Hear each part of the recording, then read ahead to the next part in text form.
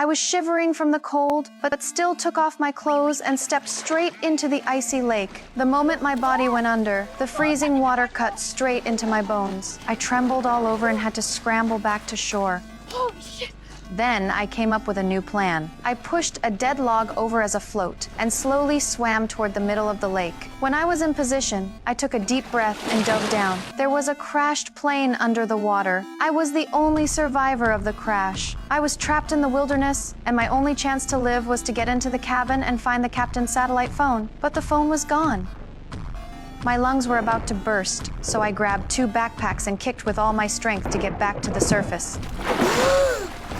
As I swam toward the shore, something unexpected happened. A hungry brown bear was waiting there. It took the bag of cookies from the bank. I yelled in anger, but the bear ignored me. Then it went to my companion's body. I slapped the water in panic, trying to scare it off, but it only gave me a cold glance. Luckily, it didn't like the old corpse and turned away. I only let out a breath when its shadow vanished. The first thing I did after getting on shore was bury my companion's body. Then I checked the 2 backpacks for anything useful. One was full of soaked electronics and chargers. The other was untouched, stuffed with cash. Out here, money was no better than trash. I kept digging and finally found some medicine bottles. The bottles were treasure because I could use them to hold water. But the water here was full of bacteria and had to be boiled. An idea hit me. I used my glasses as a magnifying glass and lit some of the paper with sunlight. Soon a flame rose. All I needed now was a pot. I remembered the plane had hit a tree before crashing, so I ran into the woods and found a piece of wreckage big enough to boil water in. At last I had my first pot of clean water, but water wasn't enough.